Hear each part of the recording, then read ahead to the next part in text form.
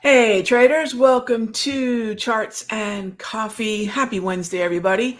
We are taking a look at the aftermath of some 8:30 economic events, namely the final GDP. And frankly, GDP is not the number in terms of importance that it once was in any way. You would think, oh, GDP is so important. It's arguably the third most important macroeconomic data, growth. But because the Federal Reserve really has dismissed what, uh, what is it, Wednesday? Oh, is that, I'm on the wrong day? Oh yeah, thanks. So we have GDP coming up tomorrow. Bot's like, it's not Thursday yet. We do have his home sales coming up at 10 o'clock, but let me jump forward to GDP for a moment. So if we've got a couple things tomorrow that we've got to keep an eye on. So first of all, if we took a look at the week and we take a look at the way the FOMC is sprinkled across the week, the main thing to keep in mind is that anything the FOMC says and any insight into GDP, into growth that we'll get tomorrow is going to filter into PCE. So this is where I wanted to take us, into Friday's PCE. A lot of folks are asking lately, Rog, do we continue to see the climb higher in indices? And they're really going to be predicated on the same thing that they were in Q1. So let's take a look at the whole week here. All right. So we had 3 different speaking events from Bowman already. We have no FOMC members that I think we have on the calendar today for Wednesday. So usually I got to check 3 calendars because one calendar is not usually going to have all the FOMC. So we're FOMC free today. But every FOMC event, add in GDP, add in even on Tuesday when we had consumer confidence, and that's all going to accumulate into Friday's overall hot zone. Okay, Rog, why is this so darn important? What a lead up. Because on Friday, we get clarity as to whether or not the Federal Reserve's metric on inflation is flat or cooler. If this thing is flat, we should see moderately decent support and maybe some upside. But if this thing is cooler, it will put September as a 1/4 point rate cut on the map. And this is absolutely what bulls are waiting for. So everything is a little bit of wait and see between now and then. We get the speed bump of GDP tomorrow, but everything is cumulatively going to take us to core PCE. This is not the time to be bearish. After PCE, if it shows that inflation's maybe at 0.2 or higher, then we expect a pullback.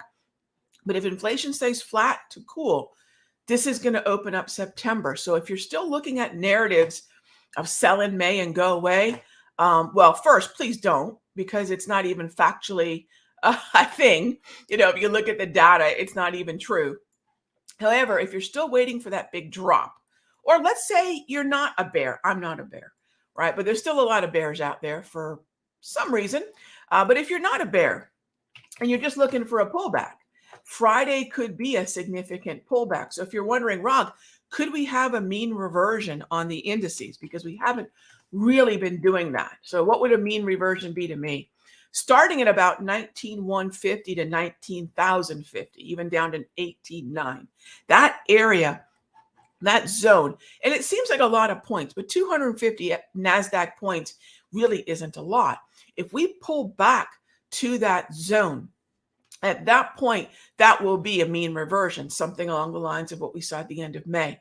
Now, if there's going to be any reason for higher volatility, aside from, now I talked about GDP with all the FOMC going into PCE on Friday.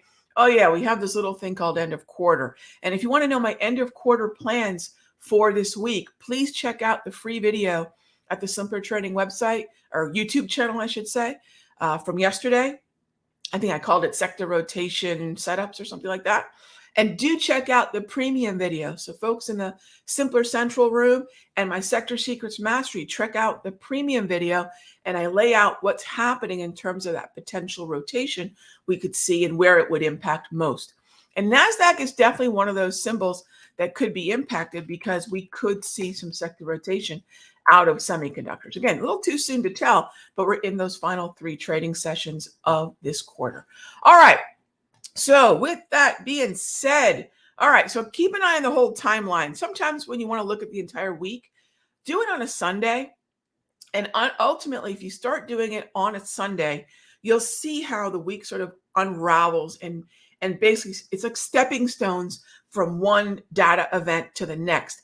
And please don't underestimate the calendar, right? We all look at price. We might be looking at indicators of our favorite sort. I do all that stuff too. But the reason for movement is seldom the technicals, gang. It's usually going to be some sort of FOMC speaking event, some sort of data, especially jobs or inflation. There's going to be a catalyst usually that will sync up with the technicals. And so if you keep that calendar on your, and this applies to earnings too. If you keep that calendar as a steady part of your sequence in the morning, and then you overlay price, technicals, volatility, volume, everything does almost magically dovetail into a much more complete narrative. All right, that being said, you can see we have a little bit of weakness on we're below the previous session close on the S&P this morning. Doesn't mean that that's where we're going to be at 3 o'clock. We're just below the previous session close. On the NAS this morning, you can see we pulled back from punching up to some significant highs earlier. That's okay. Again, what happens after 9:30 is what matters, especially for those of us trading options on the QQQ or options on the SPY. What about the Dow? Dow had a pretty good pullback into the close, and then we rebounded a little bit. We're looking for a little bit more of a rebound in the Dow. This was yesterday, kind of on the lower edge to moderate edge of the daily price movement range. So if the Dow is going to find some support, this would be the time to see it happen. And let me do this here real quickly. No, that's not going to work. Let me just show you this without, just so you can see the daily price movement range a little bit better. All right, there we go. So you see that DPMR right here, the green candle that moved lower on Tuesday on the 25th, right there. So as long as we're sitting above yesterday's low, I've got calls in the DIA. So I am looking bullishly on DIA. If there is any lagging index, it would be this and the Russell. So I'm looking for the Dow to maybe benefit a little bit from the strength we've been seeing in crude oil and in energy stocks. So these are things that are going to track to mostly the Dow, secondarily the S&P. So if we see this continued surge or at least steadiness in crude oil, and we start to see names like XLE and OIH continue higher, those are Schlumberger, Halliburton, Exxon, Chevron. And if those can rally and continue to rally, not only will they potentially break the downtrend that they still are in, but that's going to then help the Dow. So that's why at this moment, I'm long both calls in the QQQ and long, as of yesterday's close, calls in the DIA. As always, gang, if you have any questions, feel free to type them on in. First one that I'm seeing here is FXI. Sure. So there's a couple different, that's actually a few different ways, Andreas, to take a look at China, which I'm sure you know. For those of you that are unfamiliar, there's a number of ways to look at it. There are these things called the MCI iShares, and it's a brand of country ETFs. So just like we have the SPY, which we can consider a country ETF, there are different ETFs that reflect what's going on in a collection of stocks in other countries. But we have to look at what those stocks are. But ultimately, there's two different ways to look at China. FXCI, which is still in a downtrend, MCHI, which is also still in a downtrend. But I would also say keep an eye on KWEB as well. None of these are, for me, ready for prime time quite yet. But if I'm looking at the China story, whether it's specific to tech, like the KWEB, or if it's FXI, What I'd really like to see is this downtrend go back into neutral. And at that point, we could take a look at support level oversold buys. But with the dominant red candles on the daily and with the downtrend on the daily, I'm just going to pass for now in terms of that narrative. You can see what it's done and you can see where it is. And it's not as if it's not at least in the bullish hemisphere above the 200 top tier dots. That's really the equator, if you will, sort of the top tier equator is the way you could look at it. And we are in the bullish hemisphere, but I'd like to see a little bit more neutral action to maybe even, dare I say, bullish action with green candles before I would engage it. All right. Okay. Good morning. Good morning. Good morning. All right. Questions. All right. Let's see. Let's move on then to, I mentioned SMH. So let's pull that up.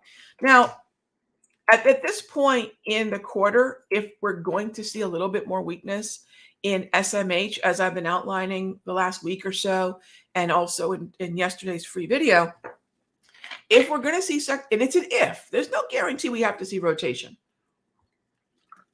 End of quarter doesn't have to see profit taking in the strongest sectors and bargain hunting in the weakest. That doesn't have to happen.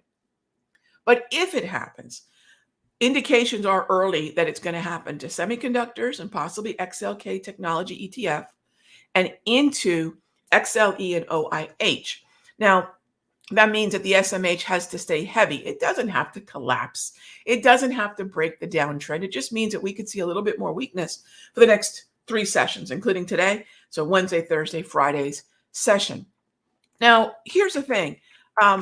It's still very much kind of an NVIDIA conversation, a Taiwan semi conversation, an AVGO conversation. But actually, except for Qualcomm, which is being a little bit more volatile than some of the other names, it's actually printing red candles, which is notable. But aside from that, most of the names in the SMH are quite bullish. So the way that I would look at this is rather than pick a favorite stock, and by the way, everyone's got NVIDIA on the brain. I get it. Everyone's trying to figure out if we've hit peak NVIDIA. Everyone's trying to figure out what happens next. That kind of disproportionate, hey puppy, that kind of disproportionate, go lay down, good girl. The pup's in the house. My sector secret mastery folks. Yes, we have the pup indicator in the house. Come here, girl. Come here. All right. So if we're looking at NVIDIA, it's just going to be one of those things where the narrative around it is still going to be, have we hit NVIDIA highs? By the way, no, I would look for NVIDIA to hit new highs in July. But for now, again, if there's a little bit of profit taking into end of quarter and then re-engagement at the beginning of July, I wouldn't doubt that whatsoever. But if you don't want to hitch your wagon to one name, right?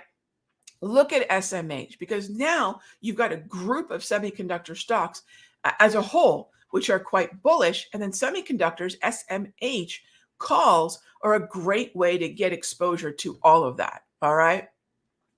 So what we find is sometimes the tide, the index, or the sector is a better way to play a group of stocks rather than picking an individual boat, right? An individual stock. And that's the way I'm definitely looking at the SMH. All right. Speaking of SMH, got a question on MU. We have earnings coming up, as you can see. This is still in an uptrend, but I will say this, Eddie, anytime I'm inside 2 weeks, most definitely 1 week to earnings, remember, implied volatility goes way up. The chance of a post-earnings vol crush goes way up. And the chance of extreme volatility that does not give a rip about the trend goes way up. So I put those on my do not trade list, unless it's a very, very, very long-term buy and hold portfolio position. I leave things that are this close to earnings off the table. I know some people absolutely love playing earnings. I've observed it from afar in terms of what I see with earnings, and it's a coin flip at best. So I don't want to put myself in that sort of mentality of a lottery scratch-off ticket of it could be really right or it could be really wrong. It's just not my cup of tea. So what I would prefer to do is let's let earnings happen. Let's see what happens after the dust settles. That's going to take at least 1 or 2 sessions, and we'll re-engage. Because if you take a look at the data and if you take a look at the charts, the best setups for earnings are typically the rally into them if we have strength. And if we don't have strength, if it's chop, I'll leave it alone. But that's the cleanest action that I'll see with higher probability than earnings itself. So I know you're not playing earnings, but I would leave it alone until after we see ultimately what that response is. Thanks for the question, but it is related to the SMH narrative. So keep an eye on the impact on SMH. While it's not a high concentration weighted stock, a lower concentration weighted stock with a higher price movement can be pretty influential as well. All right, next up, Connor asked, do I have any advice on scanning for squeeze swings? I don't use the squeeze, Connor. I don't. What I would tell you to do is if you're looking for swings in general, and this includes any variety, any particular indicator that you like, what I would recommend if you're looking for follow through, always prioritize trends. Squeezes tend to happen in trends too. The problem with squeezes in a sideways market is they can consolidate for a really long time. So now you've got the challenge of how far out do you buy the expiration, or do you do the inane thing of rolling and rolling and rolling, which I find to be absolutely ludicrous. Timing is trading. And I know that for me, there's two ways to time a sideways market with swings, and there's a better way to trade it in an overall trend. So find the trends first. That's what if you want the best scan, find trending markets that are compressed for a little while. That's all that it is. And if you can do that, you're going to have a far more near-term breakout, because that's all that it is, right? You're going to have a far more near-term breakout trigger, and you'll be able to follow the trend. All right. So ultimately, what we want to remember is, regardless whether it's my indicators or any other, finding trends is going to be the key. So when someone's doing really well with buy the dip, it's a trend. That's what I do, right? My QQQ was a straight up buy the dip. Is it a magical indicator? I think the daily price movement range is pretty magical, but at the end of the day, it's just support within a trend, and therefore it's going to have a higher probability of following through. Find the trends, then start looking for the squeezes or the dips or whatever it is you're looking for. All right, what does the pup indicate? Anthony, we just love the pup in the house when we're doing our sector secrets mastery. Absolutely. Let's see. Any concern that FedEx is up so much and the SPY is red? No, because FedEx doesn't have a high concentration weighting in. Well, first of all, when you say up so much, again, that's kind of, Eric, up from where it's been in a downtrend. It's had a nice bounce. Granted, it's up 12 points, but it's a $256 stock, up 12 points. But FedEx is not heavily weighted. So think about weighting. Eric, think about weighting. If you're asking me about IYT, if you're asking me about where FedEx is heavily weighted and then how that relates to the Dow might be a little bit better. So know the weightings and then it'll make more sense. But no, the S&P and FedEx, I don't really look at for a whole lot of influence from this stock into that particular index. All right, gang, as always, thank you so much for being here for Charts and Coffee. I'm always looking to share with you the things that I've learned over the past 30 plus years. If you want to learn more about what we're doing, how are we treating sector rotation, why are we long the QQQ or T, how are we handling XLE as a potential setup, come check out what we're doing over at the Sector Secrets Mastery. That's over at sectorsecrets.com. All right, gang, be good to each other.